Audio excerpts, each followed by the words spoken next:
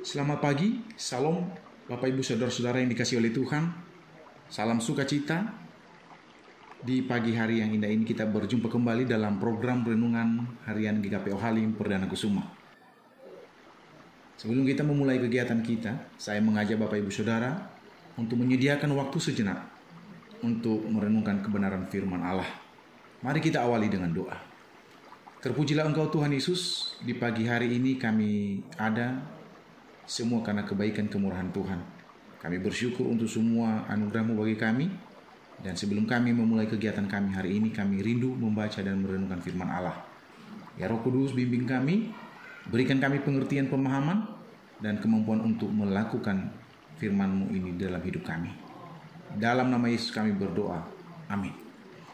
Yohanes pasal 13 ayat 25 sampai 26. Lalu murid yang duduk dekat Yesus itu berpaling dan berkata kepadanya, "Tuhan, siapakah itu?" Jawab Yesus, "Dialah yang kepadanya aku akan memberikan roti sesudah aku mencelupkannya." Sesudah berkata demikian, ia mencelupkan roti itu lalu mengambil dan memberikannya kepada Yudas, anak Simon Iskariot. Tema renungan bagi kita pagi ini adalah hati-hati dengan hati. Saudara-saudara, dalam kehidupan kita sehari-hari, kita sering kali mendengar nasihat untuk berhati-hati dalam bertindak, berhati-hati dalam berbicara.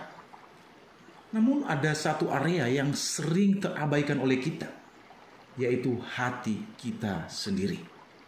Firman Tuhan hari ini mengingatkan kita akan pentingnya menjaga hati, karena dari sanalah sumber segala tindakan dan perkataan kita berasal. Konteks ini mengisahkan momen penting dalam perjamuan terakhir Yesus bersama murid-muridnya, di mana pengkhianatan itu teridentifikasi. Saudara, kisah ini menceritakan perjamuan terakhir Yesus dengan murid-muridnya sebelum ia disalibkan. Dalam suasana yang penuh kasih dan keintiman, Yesus secara mengejutkan menyingkapkan bahwa salah satu dari mereka akan mengkhianatinya. Bapak Ibu Saudara, secara psikologis para murid pada waktu itu menjadi sangat sedih dan bertanya-tanya siapa gerangan orang itu.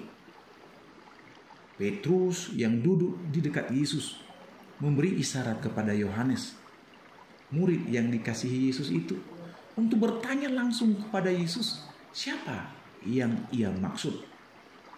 Yohanes kemudian bertanya kepada Yesus sambil bersandar di dekatnya.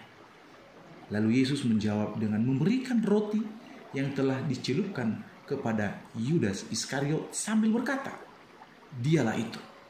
Setelah Yudas menerima roti itu, iblis langsung masuk ke dalam hatinya dan merasuk hati Yudas Iskariot. Nah, saudara-saudara, peristiwa ini memberikan pelajaran yang sangat mendalam dan berharga bagi setiap kita orang percaya, tentang bagaimana betapa berbahayanya hati yang tidak dijaga. Yudas Iskariot yang telah berjalan bersama Yesus setiap harinya, melihat mukjizat-mukjizat Yesus, mendengar ajaran-ajarannya, ternyata membiarkan benih pengkhianatan itu tumbuh di dalam hatinya. Ketika Yesus memberikan roti itu, bukan hanya sebuah tindakan simbolis yang terjadi, tetapi juga sebuah titik balik di mana iblis mengambil alih hati Yudas sepenuhnya. Saudara, penting untuk kita renungkan bahwa kejahatan itu tidak selalu datang dari luar. Kejahatan itu tidak selalu disebabkan oleh orang-orang yang ada di sekitar kita. Namun seringkali tanpa kita sadari, bibitnya telah lama berakar di dalam hati kita, melalui pikiran-pikiran yang tidak benar, melalui iri hati, kesombongan, atau keinginan duniawi yang berlebihan yang ada di dalam diri kita. Katakanlah seperti Yudas ini, kita mungkin tampak dekat dengan kebenaran dan bahkan melayani Tuhan setiap saatnya. Namun jika hati kita tidak murni, jika hati kita tidak terbuka terhadap pengaruh yang jahat, kita bisa terjerumus ke dalam dosa yang besar sebagaimana Yudas Iskariot ini alami. Bapak Ibu Saudara, Yesus memberikan kesempatan kepada Yudas untuk bertobat, metanoia, melalui tindakan pemberian roti tersebut. Namun kita melihat Yudas memilih untuk mengeraskan hatinya dan mengikuti bisikan iblis. Hal ini sangat berbeda dengan Simon Petrus yang menyadari ia bersalah, berdosa di hadapan Yesus dan ia bertobat. Ini menjadi peringatan bagi saudara dan saya dan bagi kita semua. Setiap hari kita dihadapkan pada pilihan untuk memelihara hati kita agar tetap bersih dan taat kepada Tuhan, atau membiarkan kegelapan merasukinya. Saudara-saudara, kisah Yudas dalam hal ini mengajarkan kita untuk senantiasa hati-hati dengan hati kita. Jagalah pikiran dan perasaan kita dari segala sesuatu yang dapat mencemari dan menjauhkan kita dari Tuhan. Karena itu penting sekali menjaga hati kita setiap harinya. Jangan biarkan iri, kesombongan, luka atau niat jahat tinggal lama di dalam hati kita. Tuhan mengenal hati kita lebih dalam daripada yang kita sadari. Ia tidak melihat seperti manusia melihat yang tampak di luar, tetapi ia menilai hati. Saudara-saudara, mari berdoalah agar Tuhan senantiasa memeriksa dan membersihkan hati kita.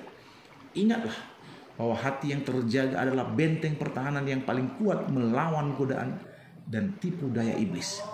Marilah kita senantiasa memohon Roh Kudus untuk menuntun hati kita kepada kebenaran dan kasih Kristus selamanya dan seterusnya. Amsal 4 ayat 23 berkata, "Jagalah hatimu dengan segala kewaspadaan, karena dari situlah terpancar kehidupan." Tuhan Yesus memberkati saudara-saudara. Amin. Mari kita berdoa. Kami bersyukur kepadamu Tuhan atas firman Allah yang kami baca dan renungkan di pagi hari ini. Engkau mengingatkan kami untuk berhati-hati dengan hati. Biarlah Roh Kudus memampukan kami memahami sepenuhnya akan firman Allah ini, dan kami yakin oleh perlindungan penyertaan Tuhan, kuasa-Mu nyata dalam hidup kami. Setiap jemaat-Mu yang memiliki pergumulan, sakit, penyakit, kelemahan tubuh, bahkan kerinduan-kerinduan apapun yang mereka minta kepadamu Tuhan, kami mohon Engkau turun tangan menjawabnya pada waktunya. Terpujilah Engkau Tuhan Yesus, Allah yang hidup selamanya dan seterusnya. Amin.